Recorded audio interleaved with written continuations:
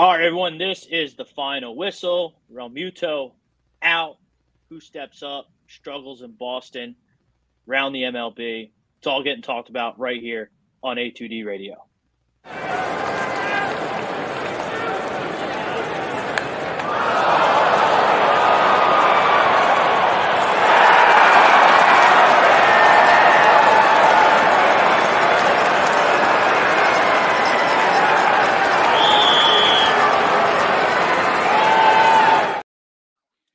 All right, everybody, welcome in. This is the final whistle. If you haven't already, hit that like, hit that subscribe, turn those notifications on. He's Brad Ryer. I'm Rob Brinkman, broadcasting from the Real Talk Studios. We can be found all across social media platforms.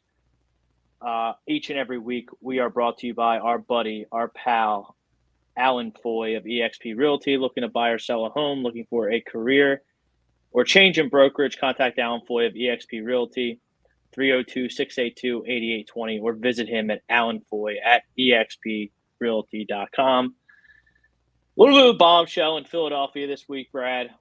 JT Realmuto. I still maintain he is the best all-around catcher in baseball, with respect to Adley Rutschman, who the Phillies will see this weekend. He's got some meniscus, something or other in his knee. He's getting that repaired. He's going to be out at least a month. I think 4 weeks is a very generous timetable for that. But this is a big blow. This is not losing Brandon Marsh for 2 weeks. This isn't even like losing Trey Turner for however many weeks it's been now, 6, 7 weeks. Looks like his return is imminent, maybe next week. But this is the catcher of the baseball team, Brad. This is important offensively. This is important defensively. This is important on how it's the most important position on the field, Rob. Especially we're not just talking about a regular catcher. You're talking about one of the best catchers in the game, if not the best catcher in the game, both defensively and offensively, because you don't have catchers that hit like him. And most of them don't play defense like him. So it's tough, and the other problem is, the way he calls a game and the way he frames pitches. It's the whole thing. It affects the pitching staff. When you look at it this way, okay? If you're outside playing catch, okay, with somebody, okay, who's a lot better than you, and then you're playing with somebody who's not as good as you. Okay, it's different, and it's not necessarily a positive thing. It's kind of negative, and at the professional level, there's a big difference. The pitchers can bounce the ball in the dirt. When there's runners on third base, and when if there's runners on first and second, they can take chances and throw sliders in the dirt. And Realmuto is going to catch the ball. And the other thing is, as I said, there's not that many catchers in the league who can hit, let alone hit like him. So that's a tough loss. I remember last year the Yankees, before Judge got hurt, they lost Trevino, and he had won the Platinum Glove the previous year. And the pitchers, other than Cole last year, the other pitchers were not good. And he had a decent bat. And the pitching staff went to crap, and the only one who really pitched well was Cole, which would explain partially why they went to 82-80, as opposed to this year. Look, catcher is the most important defensive position on the field. And when you have one that can hit, it's worth its money in gold. That's a tough loss for them. I don't want to get too carried away because it's only a 3-game sample size. They've split thus far. We're here on Thursday night recording. They're down 9-3 in the 7th to the Boston Red Sox as we speak. But no lead is safe in Fenway Park. To your point, Brad, like Wheeler was fine in the first game without JT, which I think I could catch Zach Wheeler and he'd be fine. He's just that good. Him. Yeah, it's different with him, but the other guys, it might affect, especially some of the younger guys. Christopher Sanchez went out there in game 2, did not make it through 5 innings, and Aaron Nola did not fare well tonight. Now, you mentioned you watch a lot of games in Fenway Park. Being a Yankees fan, it's not the easiest place to pitch. It's very intimidating. The big wall that's only 300 feet away, 310 feet away. It's 315 down the line, and it really doesn't go that far back out until you get into left center field. Into that little triangle there. Well, then when you get to right field and right center field, it's crazy far. But I mean, that's a stadium where if you have right-handed power, or you have a left-handed hitter who can go that way, Schwarber would kill it on that field. Because I know he's been killing it this series. Yeah, he can. Hoagie Fest Schwarber is here. Yeah, I would think so, because he hits the ball to left field. He'd kill it there. I mean, I just remember Ortiz, how good he was in that stadium, because he could hit the ball to left field and to left center field. But I mean, my concern level without JT Realmuto, I mean, I think this is going to be a tough stretch for the Phillies until the All-Star break. believe it at 30 or so games until the All-Star break. This is going to be, the rough patch of the season.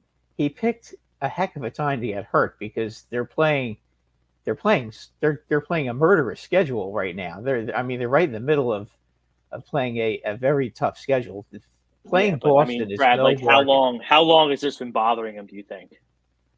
I bet it's been bothering him a long time, and he never said anything. Probably right. So now, instead of jeopardizing, the entire second half of the season, let's say he's back, worst case scenario, he's back August 1st. Well, that's right after the trade deadline. Strong, sturdy, healthy knee. That's way better than him playing hurt and then potentially missing a playoff run. Oh, for sure. Because he's hurt. So it could be. It was clearly a problem. They had to get it fixed, and they're getting it fixed. And hopefully he can come back and be the best catcher in baseball that we're accustomed to seeing. Yeah, I mean, it could be a blessing in disguise. If he comes back healthy, because as a catcher, you only play so many games. You're not playing 140, 150 games as a catcher. You just aren't. So, he kind of will get a little break here. And again, the Phillies have a 10-game lead. I mean, so they're fortunate in that. They're running away with this thing. Yeah, it's not close. So I mean, it's not that big a deal. But as far as the standings go, I mean, they might run into a little issue now, because again, they're playing real good teams now, and missing one guy against these teams is going to change your team a lot. Let alone two guys or three. Let alone having Turner out too. That's a quarter of your lineup right there. All right, that brings us to our poll question of the night. The Phillies need to immediately make a trade to replace JT Realmuto. I disagree to this poll. I'm going to ride it out with Stubbsy and Marchand, who's up from AAA. Stubbs, to the comfort level with the pitching staff. Stubbs has been here for quite a few years now. The guys seem to like him. He's not JT Realmuto, but there should be a comfort factor with Stubbs back there. But, I mean, trading for a catcher, I'm out on that. But I would be looking to upgrade this outfield. Not immediately. I'm not doing anything immediately. At the trade deadline, yeah, I would. So I think that's right now. You have what about moving Harper back to right? What about moving Harper back to right and getting a first baseman? I hadn't even thought of that. I've just been working under the assumption that Bryce Harper is going to be the Phillies' first baseman for the rest of his life. Yeah, no. I mean, I'm just thinking, would they do something like that, or seems to be? They seem to want to keep him at first. Okay. They seem to want to keep him at first. I'm just saying there might be some pretty good first basemen available at the trade deadline.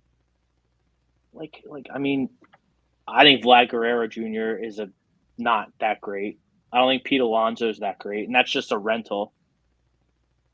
Oh, Vlad Guerrero is going to be around for another year after this. You do have some control with him. I'm good on that. I know. don't think he's that. I don't think he's that good. I'll tell you what. You put him in the right lineup. I think he snaps out of it and goes back to being the Guerrero of a couple of years ago. I just think that I don't know. I just think have it's a feeling gotten. that Vlad Guerrero Jr. I mean, he had his career year already in one of his first He's not that seasons old. in the league. Yeah, he's not that old. That's the thing. Physically, there's no reason why he wouldn't be that he can't get back to being the kind of player he was a couple of years ago. It's all in his head right now. I think a lot of it is the fact maybe he's just not that great. Well, maybe, but I happen to think for one that he's pretty damn good. I mean, I hate the guy because he's got a big mouth and he's always taking shots at the Yankees all the time. He does take a lot of shots at the Yankees. Yeah, and for whatever reason, and he hasn't won, and he hasn't won, anything really. So he should be shutting up. But I mean, the guy's got talent. Let's just say, for example, if the Yankees tried to get him, because I've been saying it for weeks now. I think Rizzo's shot, but you put him in that lineup with Judge and Soto and Stanton and Anthony Volpe, and Verdugo. I think he'd be phenomenal in that lineup. I think you put him in your lineup between Schwarber, Turner, and Harper. I think that would be. So if I were going to do your plan and put Harper back in the outfield, I would trade for Pete Alonso. I think Pete Alonso's out too much. I think he's a better player than he is. Vlad Guerrero Jr. by a lot. He is, but you have to be realistic. I don't know that the Mets would make a trade with the Phillies. I doubt it, but the Mets are really dumb, Brad. Yeah, they're really bad too. They stink. Yeah, they're atrociously bad. And then, you have the rumors like Jake McCarthy out in Arizona. Like, no thanks. I don't need that. The name that intrigues me quite a bit is Luis Robert from the White Sox. You really think they would trade him? I don't know what they're doing. They're like the Mets. They're stupid. Yeah, no, that's true. They're not well run. No. Now, I have read multiple reports that the White Sox would be asking for a package larger than what the Yankees gave to the Padres for Juan Soto. I don't know if I'm ready to commit to that, but I'm pretty sure. Like, he's really talented. Yeah, but you put him in left field, and I'm fairly certain he signed one of those team-friendly long-term deals. He's not in that class, not yet anyway. I mean, look, that guy has a lot of ability. I'm not questioning that at all, but he's been on the disabled list, it seems, the last few years more than he's been on the field. So I really have to start wondering about him. It's a very good point. But I would be more inclined to take a chance on Luis Robert coming to a winning team, a winning lineup like the Phillies, and performing well than, say, a Vlad Guerrero Jr. That's an interesting one. I don't know. I've seen Vlad. Vlad just doesn't seem very happy right now. I think if he was on a better team, I think things would be a lot different for him. I just do. I mean, I don't want to. The team I'm afraid that's going to end up getting him is like the Red Sox. That would really not be good. You get a big or worse yet, the Astros, who really need a first baseman. That would be horrible to see that happen. So, I mean, are the Astros in a position to be big time buyers like that? They're not out of it. I get that. They're still. I mean, look. Here's the thing. Kansas City. Do you think they're going to continue to be, playing at the level they are? Yes, I think they're good. I think they are too.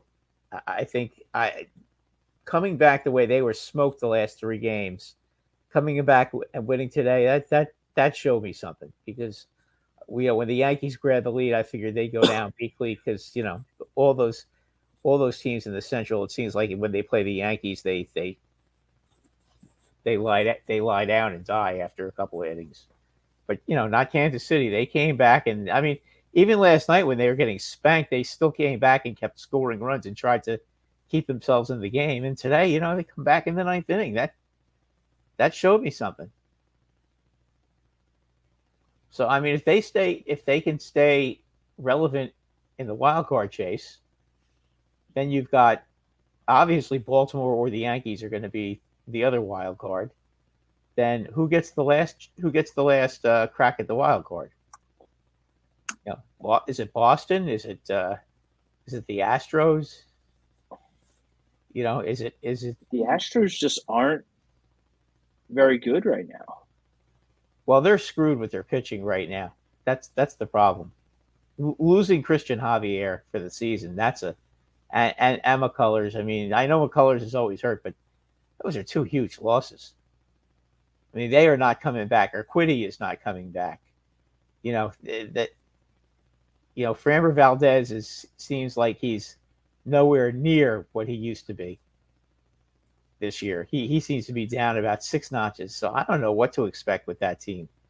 No, I mean the team that's Kyle Tucker's hurt too now. So they have so many injuries. I just don't know. But you know what? If they were to get healthy and get close and stay close, then all of a sudden Vladimir Guerrero's on that team. I would not want to see that. I think it's Texas. I think we haven't seen the best out of Texas yet this year. Perhaps. Well, you haven't seen the best out of Texas because all their pitchers have been hurt. Scherzer is about ready to come back, correct? Seems imminent. Yeah, I think he's just about ready. Eovaldi is back. DeGrom, I haven't heard anything about. I don't know what's going on with DeGrom, but he's there. I don't know if we're going to see him this year. Maybe in September. Well, if they stay close and get him back, then that's something. Yeah, it is. It is. But they were trying to think who was the other pitch. Oh, Gray has been, Gray's been slow coming back from his hamstring injury from when he pitched against the Phillies. I think he only pitched 3 innings yesterday because they were trying to bring him back slowly so he doesn't re-injure himself. So that I mean, when you lose 3 starting pitchers, that'll hurt any team. And don't forget they didn't re-sign Montgomery. Not that Montgomery's been any good this year, but he was good for them last year. So I mean, they've gone through a little bit of a tough stretch. But I think that's a team that'll be aggressive at the deadline too. I could see Toronto doing business with Texas. Oh, I could too. If you like what you hear, hit that like, hit that subscribe, turn those notifications on. If you think the Phillies need to immediately upgrade this roster in the absence of JT Realmuto, let us know what you think in the comments. I don't think they need to do anything immediately. I do think that an additional piece, whether it be a bullpen guy or an outfielder, must be addressed to ensure that this team can, get past the Dodgers, maybe both. I'll give you a name. Let's put Luis Robert and all these big names out of it for a second, the big-time first baseman. I'm going to advocate a trade for an outfielder on the Los Angeles Angels, not named Mike Trout, and that's Taylor Ward. I think that would be an interesting fit. I think he's a good player. I think that he wouldn't cost too much. I don't know that. I mean, I don't know how old he is or what his numbers are. He's not bad. Everybody knows. Everyone knows how I feel about Johan Rojas. I think he stinks. I think he's a 4th outfielder. I think he's a bench pinch runner guy at best. Like if I'm trying to win a World Series, I got a bunch of $1 billion lineup, all in the prime of their career. I can't be wasting my time with Johan Rojas developing his skills while I'm trying to win a World Series. Well, here's a question for you. because I'm thinking of a guy for the Phillies. What about Cedric Mullins? He hasn't really. I mean, I know he's not having a very good year right now, but you know what? The Orioles are probably looking to get rid of him. They've got all these young guys that are moving into the outfield, and he's not getting a lot of playing time anymore. That might be a pretty good guy to have for center field, and he can hit a little. He's a better version of Johan Rojas. I didn't even think of him because you're absolutely right. The Orioles have had a high draft pick after high draft pick. They have a loaded farm system. They're all starting to come up, and it'll be interesting to see which guys on the team right playing? Now they move out, and who do you play? What do you do? Where do you want to play him, Rob? I mean, they've got you could put Mountcastle in the outfield. You have Austin Hayes. This guy Colton Cowser is really good, and they're still trying to figure out how to get him out there. And of course they have Santander, who's one of the best hitting outfielders in baseball right now. So he's on fire. Yeah, he's on fire. It's embarrassment of riches. And Mullins wouldn't be a guy that you'd have to pay a lot for. I mean, he might be. And listen, I'm not saying he's the almighty, he's the God Almighty of center fielders, but you know what? He's better than what you got out there. And if it's game 6 in the NLCS against the Dodgers, and I have the choice of putting Cedric Mullins at the plate or Johan Rojas at the plate, I'm putting Cedric Mullins at the plate every day and twice on Sunday. Yeah, I think he just might need. I just think the guy just might need a change of scenery. Yeah, because he probably sees what's going on. Yeah, and I think don't you think it might have gotten in his head a little bit? Maybe.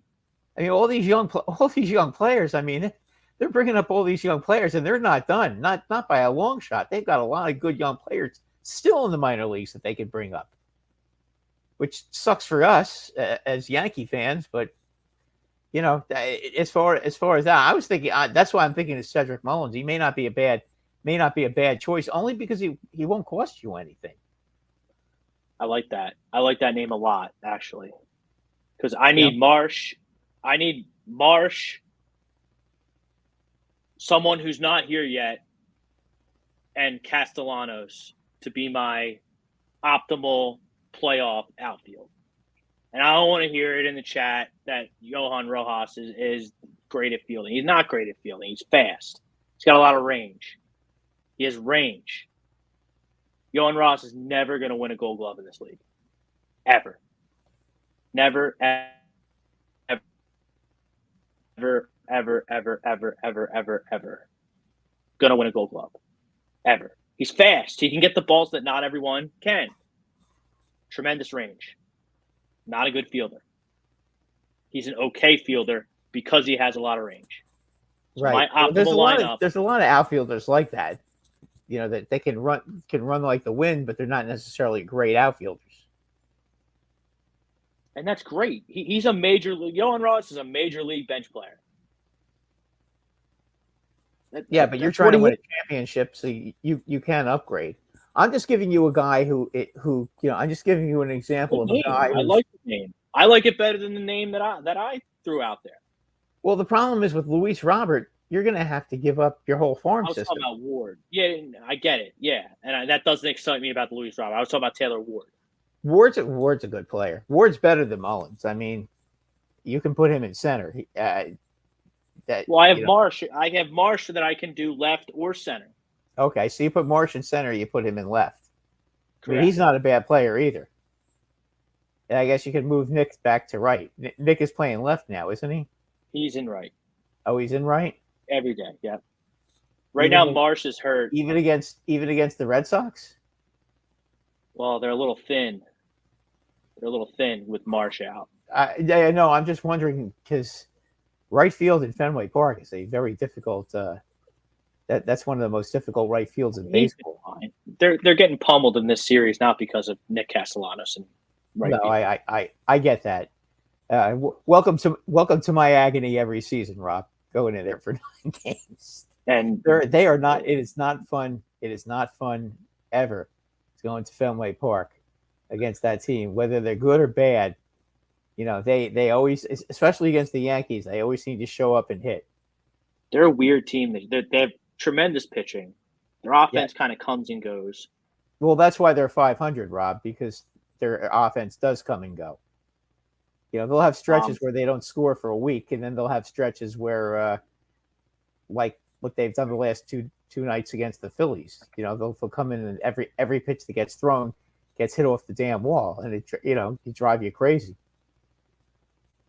Speaking of who needs to step up in the absence of JT Realmuto, the answer is Nick Castellanos in terms of filling that void, at least offensively, in the absence of JT Realmuto. He gets paid a lot of money. He hasn't been great this year.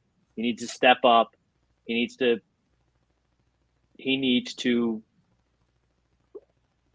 live up to his contract, I guess I'm trying to say. That's 1,000% who needs to step up. Bryson Stott's a close second. He needs to get that. He needs to get that average up. He needs to be on base and get the ball in play a little bit more. But if the Phillies want to be,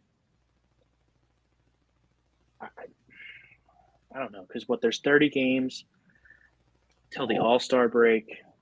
Yeah, if you go 500, so if you go 500, I'm not that good at math. My apologies. You go 15 and 15. That will put you, I think, 28.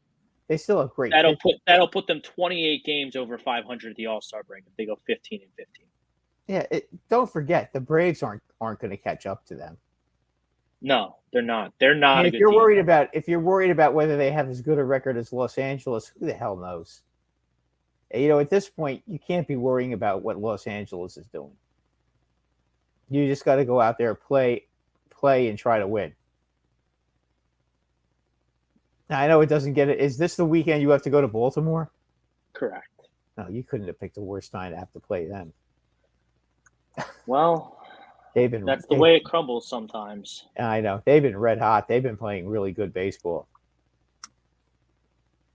The Orioles. They are. You'll see when you play them. I am excited because they're American League.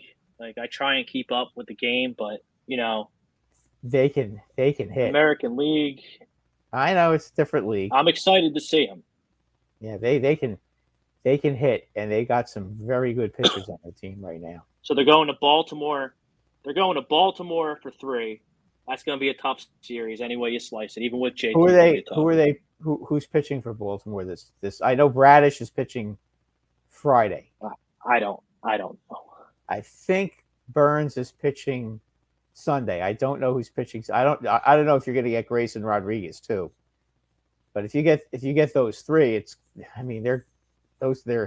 that's their staff right there. Those 3. The rest of them, or you can get to them because they got a lot of guys injured, so they're bringing up kids again. But those 3 are really tough. Then they go. No, I'm sorry. San Diego comes to Philadelphia, who's been better. Who knows?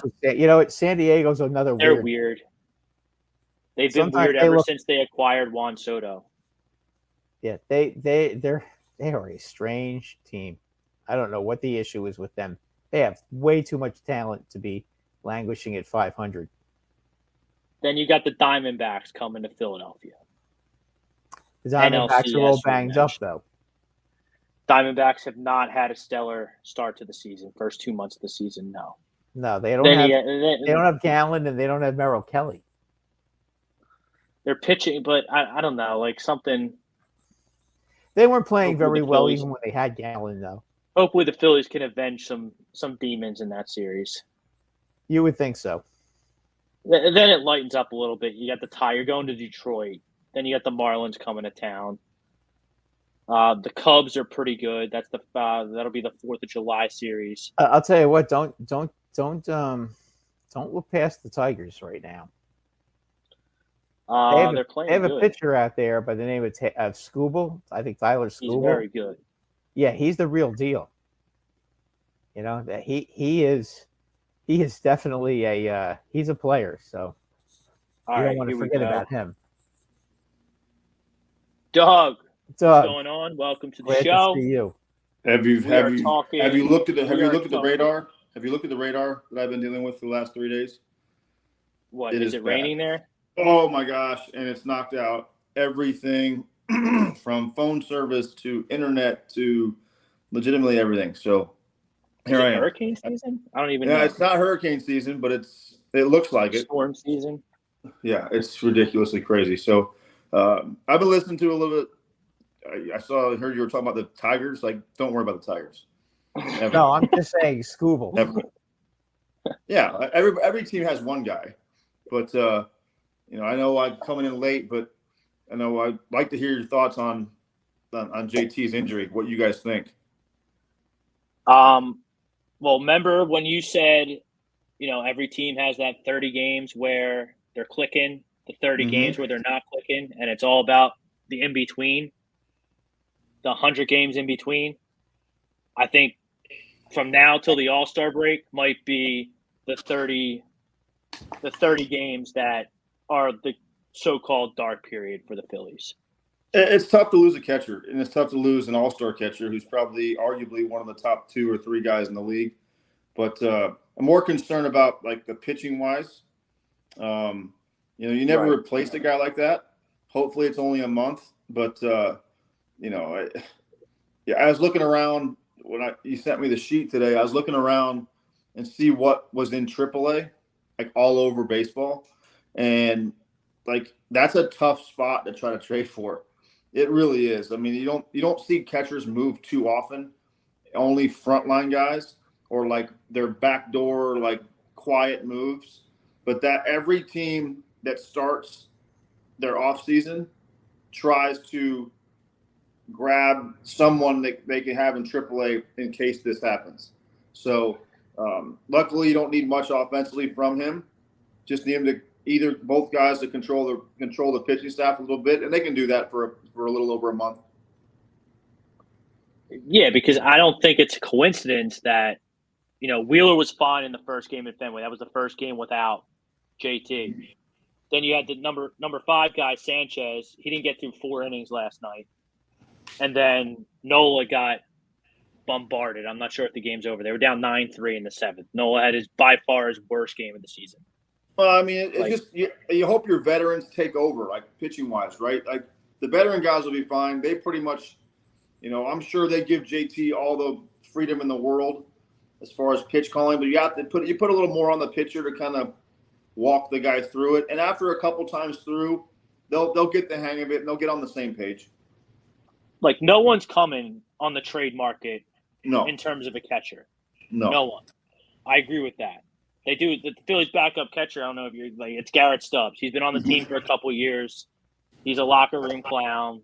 Good for morale. He knows what he's doing back there. I think he can hold the ship. Then they got the guy, Marchand, who's up from AAA now. He'll be the backup. Yeah. But, you got to have to split time with them because they're backup catchers for a reason. Mainly because they're good clubhouse guys, but they can't handle it every day. And not many can when they have a frontline guy like JT because he wants to play so much. So, like, being careful with his workload early is probably a good idea. Not, maybe he is. Maybe most guys that are backups, they try to, like, ease their way into playing every day because they're used to playing once a week. So keep an eye on that. But like I said, I don't think there's enough offense, enough veteran pitching to take care of it. And we were talking about, I don't think the Phillies need to do anything immediately in terms of this team, but I do think they need an outfielder and maybe a bullpen piece at the trade deadline. So we were kicking some names around. Vlad thinks it'd be a good idea to put Harper back in the outfield and trade for a big-time first baseman like Pete Alonso or Vladimir Guerrero Jr. I don't think I wouldn't trade for Vladimir Guerrero Jr. at all. No. I'm just not into him. I don't think he's that great. Him and the Julio Rodriguez out there in Seattle, I think they might have just been flashes in the pan. Pete Alonso, I mean, I think he's way better than Vlad Guerrero Jr., but are the Mets really dumb enough to trade with the Phillies? At what price? That's going to be the hard part. Pete Alonso, you only make that move, one, if Bryce agrees to it, and two, it's going to have to be someone like a Pete Alonso that would you jeopardize moving Bryce back to the outfield, in my opinion. to me, I would save my resources for as many bullpen arms I could get. You can never have too many. I'd solidify the back end if I could. That would be the only thing I would be looking at. One or two more guys back there. And obviously you kick the tires on some of the best moves are the moves that are never made, but they're rumored to be made. So you can kind of play defense against somebody that's going into the postseason also to drive up the price to keep them from getting somebody. So I think you'll see a lot of, and it goes on every year, but I think you'll see a lot of that going on. But if I'm the Phillies, I try to get at least one or two more bullpen arms. So you're content with the outfield from afar? I mean, yeah, if you have a guy that, I think somebody like not necessarily him, but someone like an Adam Duvall, if you can find a veteran guy that won't break the bank with your prospects to kind of, I think you saw, to me, that I saw two weaknesses last year, back end bullpen and the center fielder. And I don't mean that negatively to him. He just had a rough go. He's a young player. He's still getting his feet wet. If you can, to me, I would try to find someone. If you stay pat with the pitching wise, to me, it's you don't want to bring in anybody because it messes with the clubhouse like culture. But the same token, I really truly feel like if you're a playoff team that didn't win the whole thing, and even if you did the year before, for a lot of reasons, you need to be aggressive again. Either you want to repeat, or I think, too many times people sit back and wait while we're fine. No, you're not. The window's not that big. And if you have a shot, you go for it. And it doesn't mean you give up all your guys, but if there's a guy that's been on your board for a couple of years you really like, and he comes up, then you strike. And you have to do it. What about a guy, and this would obviously be a major splash move because he's super young and under control, Luis Robert out in Chicago? The problem with those guys is they're going to be so expensive. It's like dealing with teams that have nothing, really. Like the days of Alavila giving away Hall of Famers for nothing, those guys aren't GMs anymore. So, like, there's only, like, when you're being on the worst team is good because you feel like those players are playing like extended spring training, right, to be traded at the deadline. But at the same token, those front offices know they're their only pieces, and they're going to hold out for the best deal. And sometimes, like, it's almost their asking price is just through the roof. We came up with a couple of players. Rob came up with the guy on the Angels board. Mm-hmm. I came up with Cedric Mullins. And I don't think either one of them would cost the Phillies very much.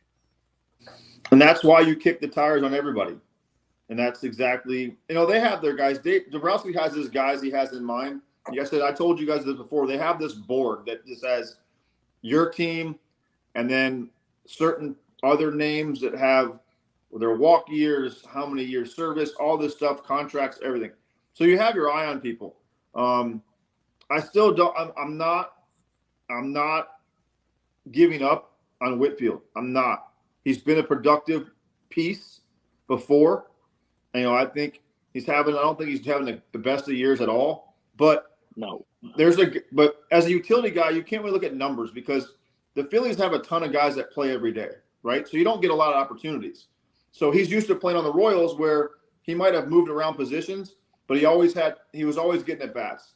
That being said, a guy like that in October could be valuable as hell because if he gets on a roll, he's not going to make mistakes defensively, right? He's a headsy baseball player, and you're not looking for Ken Griffey Jr. in center. You're looking for someone just to keep the line moving, and he's a guy that could do that.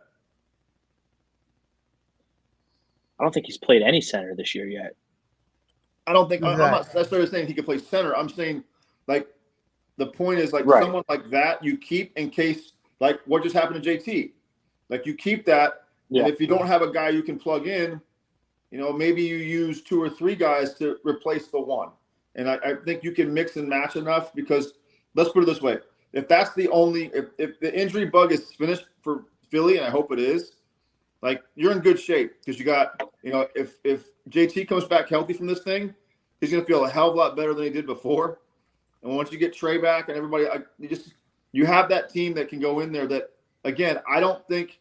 To me, the better team didn't go to the World Series last year. The hotter team did. So you can't, as a Philly fan or a Philly front office guy, you can't say that we didn't put the best team we could on the field, right? Things happen in playoff games that you just can't explain.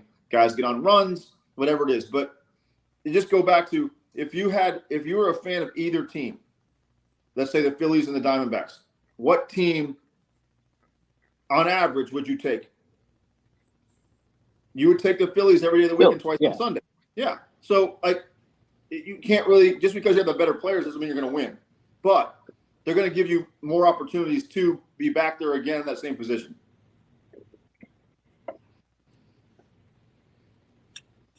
All right, Brad, I tried to stump you with a trivia question a couple of weeks ago, and you got it in 5 seconds. Imagine that. I have another one for you. Oh boy. I don't know. All right, now I have to perform in front of Doug, and I'm going to get nervous. I know. That's what I heard for. Okay. You have to admit though that let's see if Doug can get the one that you've got in 5 seconds. Probably not. Who's the only player in Major League history to win an MVP in the American League and the National League?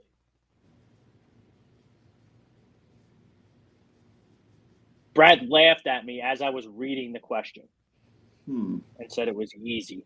How old? I mean, can you give me a general? We're going back. We're going back to the 60s. Well, I wasn't alive then. It doesn't count. Well, now he's calling me old. That's not old. Oh, you're just a better baseball fanatic than I am. Shoot.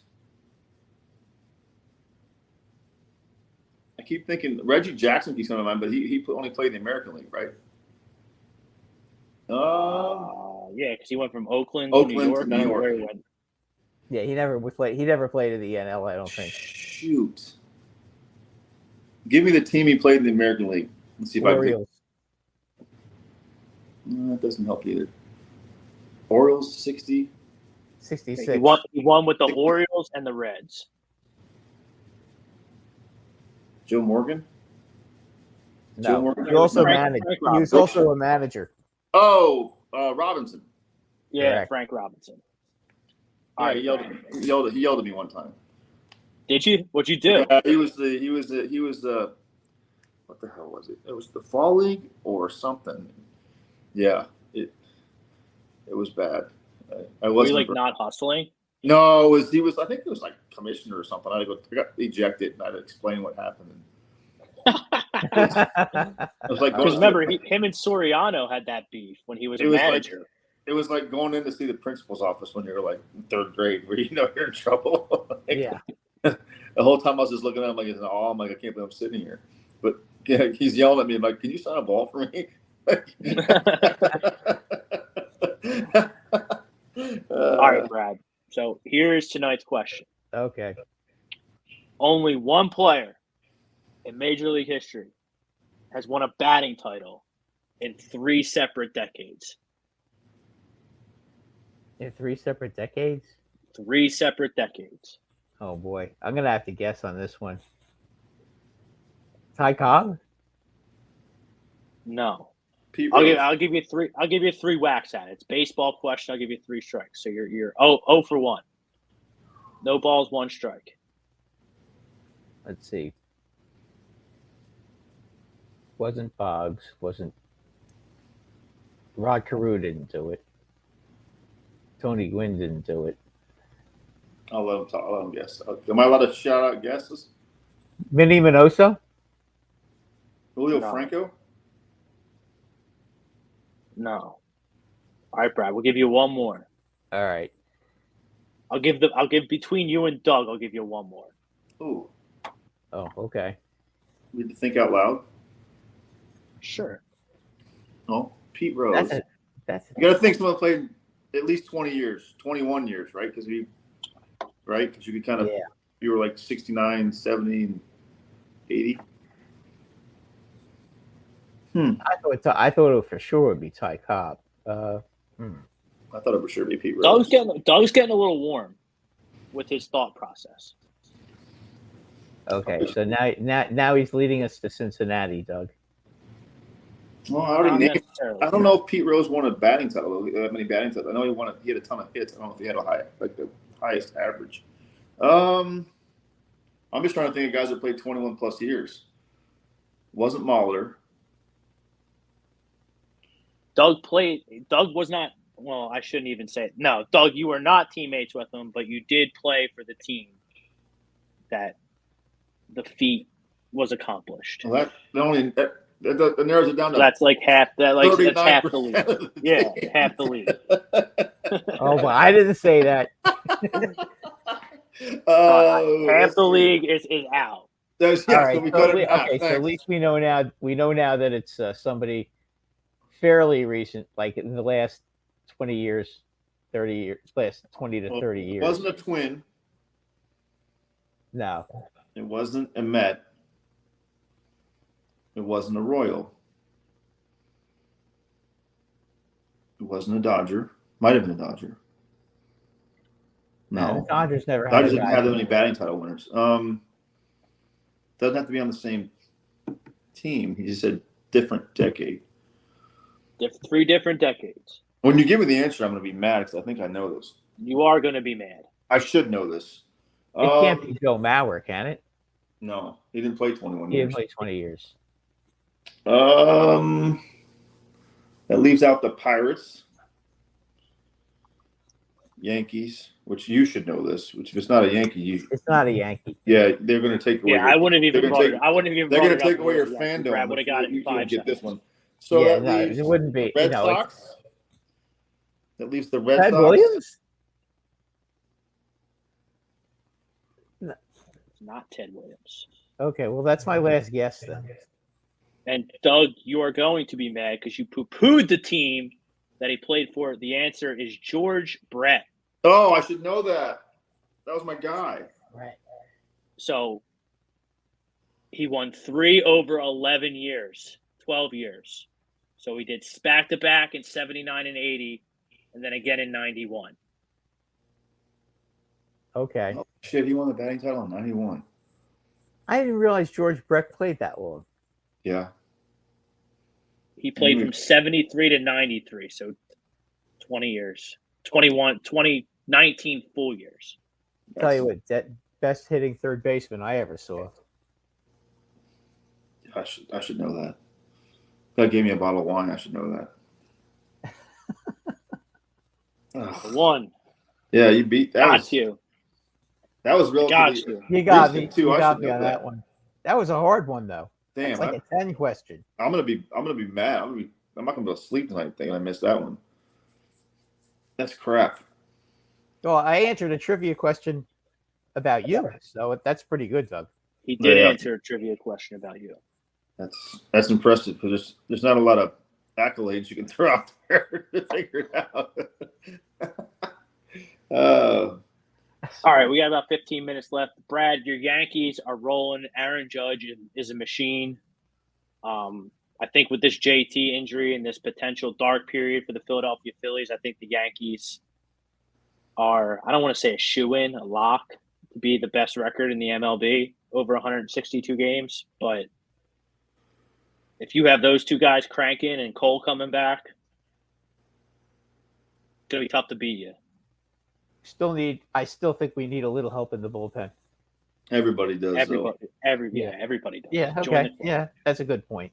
And another thing too, with the trade deadline, it's like what stinks is with the extra wild card, like who's out of it, who's not. Then you got to realize that someone's not going to want to trade within their division. So you really limit yourself to who's, you know what I mean? Like I think it was a half a game separate. Every team in the National League Central is like a half a game out of the wild card.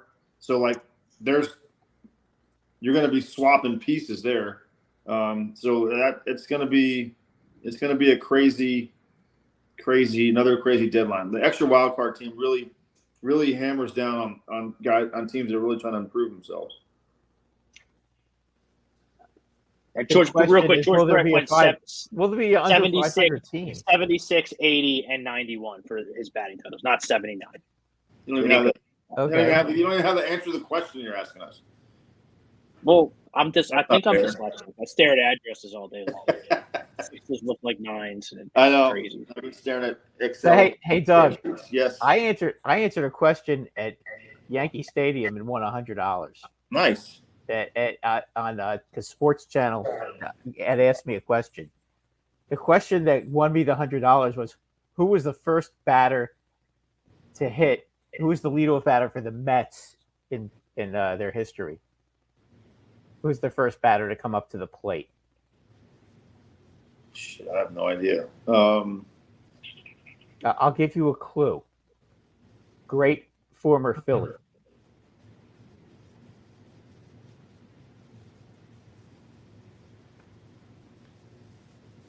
In Mets history.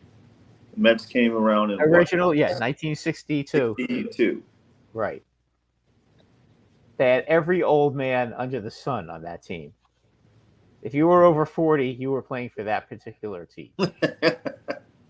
Why don't I know this? First batter for the Mets. Remember, as a New York sports fan growing up, of course I'm going to know that.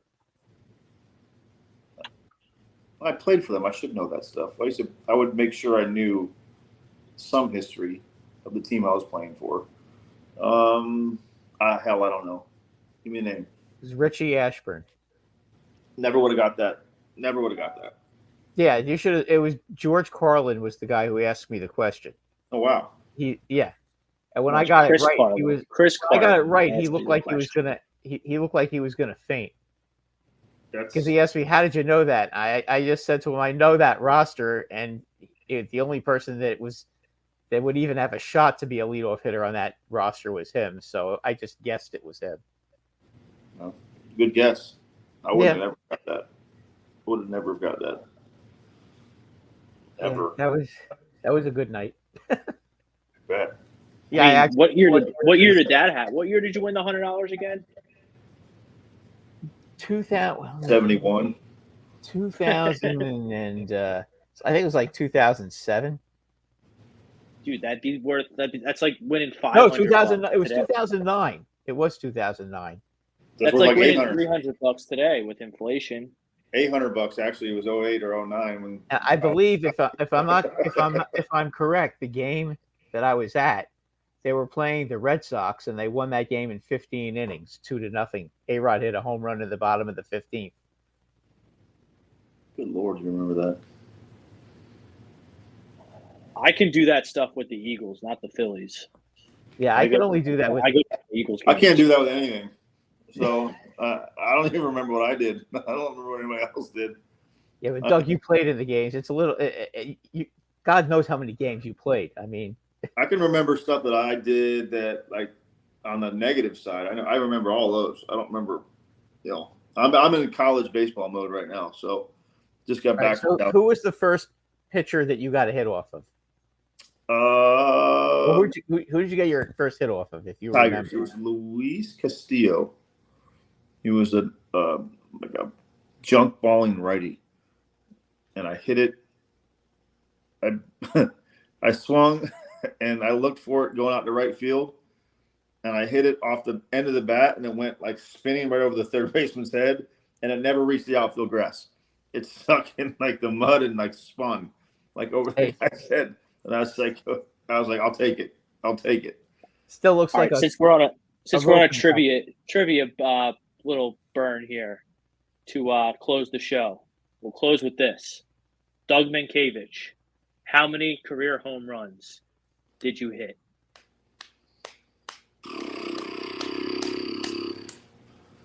I would say like 60 something. I think 61. 66.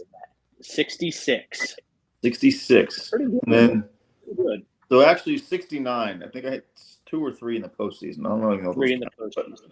I don't know if those count, but yeah, they. There you go. Yeah, I was the worst part is like the couple of years I had the home run stroke going, I got hurt. At Mets, I think I had 11 or something, like 200 at bats. And the Yankees, I had like 5 or 6 and like 130 at bats or something like that. So just so happened I broke down. I kick around. Thinking back and watching today's game, if I had a front office tell me it was okay to strike out 200 times, oh man. Oh man. Like, Doug, if you played at Yankee Stadium, you would have hit a lot of I would have home loved it. I would have loved it. That stadium, you would have killed it in that stadium. I was heartbroken when I wasn't brought back there because I thought, like, man, I could play a full year in this lineup, hitting lower in the order in that place. Oh man, that'd have been awesome. But I'm thankful for the year that I got. I'll give you a quick story about my first home run. We're playing Tampa, and it was 99. And Brian Ricard was his name. He was pitching. And the old grumpy umpire, I want to say it was Ken Kaiser. Well, long story short, the pitcher, Ricard, kept asking for a new ball. And he'd throw it to him, and he'd throw it out. Threw him another ball, throw it out. So finally, Kaiser was the guy that used to umpire like the bases. And like a bang play at first, he'd go like, safe, or just give you the thumbs up, or you go like this. This was a safe call on a bang play. So he was like very low key, and he was like angry man, and I was always scared of him. Anyway, so he goes out there with 2 bagfuls of balls. There's probably 8 or 10 in his pocket, and he shows them to the pitcher, and he's like, pick one. So he picks one. He puts him back in, and he walks by him, and he goes, if you don't swing, it's a ball. And I was like, huh? Like, is he messing with me? Is he messing with me? I was like, okay, sir. And so like 2 pitches later, I hit it out. And as the ball's in flight, he's screaming at the pitcher. You want me to go get that one again? He goes, it's in the concession stand. And like, I ran around the bases and I crossed home plate, and he goes, I don't know who you are, but you're my new favorite player. And I was like, I don't know if I'll be here next week, but that's awesome. And I was like, it was so great. Like, I didn't want to if he would have stuck his hand out, I probably would have high-fived it. And then we all would have got fined. But I was like, that was the coolest shit I've ever seen in my life. Even the catcher was like, man, that was awesome. It was crazy. And I was like, I came back to the dugout and like, what's wrong with your face? And I was like, and I told him the story. I'm like, oh man, you're lucky because he hates me. And I'm like, well, he loved ever since. Like he had only like 2 more years afterwards, but like every time I hit, he's like, that's that no-name kid again. I like you. Like it was priceless. It was perfect. All right. On that note, that'll do it for the final whistle. Doug Mientkiewicz, Brad Reier. I'm Rob Brinkman. Till next week.